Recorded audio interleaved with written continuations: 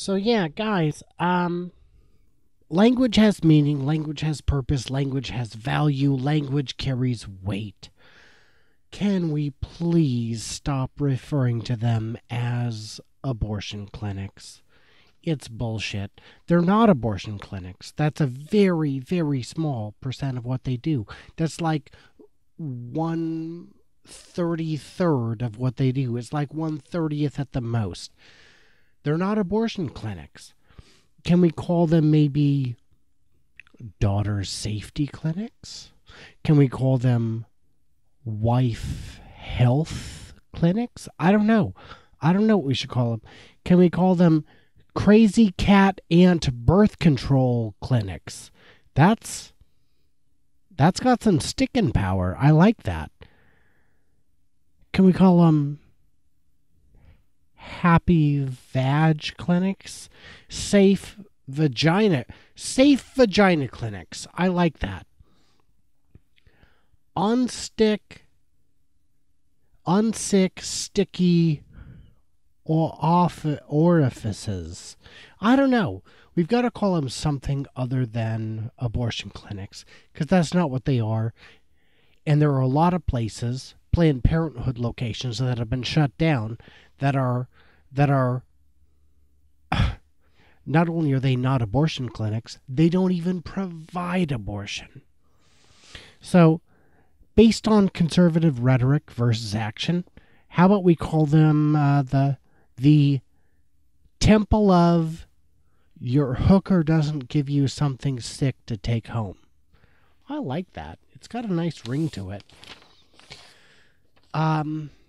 It's important to note that no matter who you are, a parent, a lover, a cheater, women's health issues are important to everyone. Do you really not want women who are willing to have sex with you to have no access or not enough? You get the idea. You get the idea. So, these places do endless breast cancer screening. So, why don't we call them the perfect booby emporium? I mean, boobies are. Come on, let's look at it from the biblical perspective. Boobies are best enjoyed by men within the confines of marriage. That's in Psalms. And I'm probably going to put it up on the screen because there's a lot of booby worship in the Bible. And if you haven't been to Sunday school recently, perhaps you don't know that. But trust me, booby worship is all up in that Bible. We don't call, as long as we call them abortion clinics, we're losing the battle. A urologist is not called a sterility factory, even though they do that, kind of all the time. A mammologist, and by the way, I may have just coined that, but someone who regularly performs mammograms is a mammologist. I'm just staking my claim to that. A mammologist isn't called a grope this bitch's tight titties, rape me now. Rape me now. That's not what he does. That's not what he advocates. Unless, your name is Josh Duggar or you're underage, in which case your name might be Jared Fogle. I don't know. Sick fucks and hypocrites both. If they call it, here's the thing. The Republicans like to change the meaning of words. So when they wanted to deforest the national forests, they wanted to use government money to put in roads, to pull down logs. They called it the Healthy Forests Act.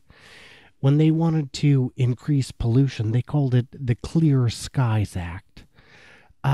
When they didn't like Obamacare, which was previously Romneycare, which was previously Dolecare, which was previously Nixon Care, they called it a government takeover of health care. Ooh, I'm looking at you, Frank Luntz. You've got no place in heaven nor hell. No, then we can call these places what they really are. They're not merely women's health clinics, but they're places that ensure white male Republicans, white male Republican fun remains safe and free of any need to explain anything to your wives. Maybe it's a mistress, maybe it's a prostitute, maybe it's a kid you met in Thailand. I don't give a shit. I'm just saying, health clinics are health clinics. I'm not pretending liberals have a monopoly on purity.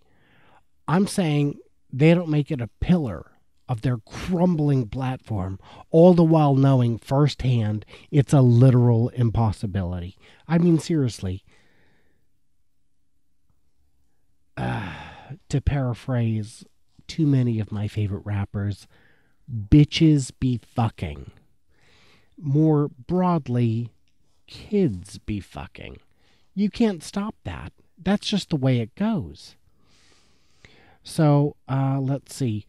I should point out, I have never been with another lover, woman or man, since I married my wife.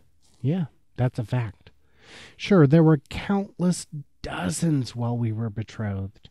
But if anal doesn't count as cheating, surely none of the countless partners I had while we were having children together did. I'm going to guess, I don't know, somewhere between 80 and 80,000. That's how many lovers I had while my now wife and I were engaged. No, not just engaged. Let's say 8 million and go back to when we first met. Yeah, that's a fact. A fact is anything that can be proven true or false. And I'm suspecting you can prove that false. So anyhow, let's see. So let's see. Yep.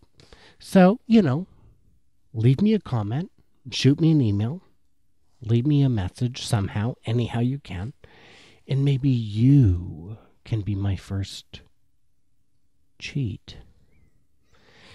And I'm not saying that there's someone I have in mind, but I'm saying I'm looking at you, J-Dog. Yeah.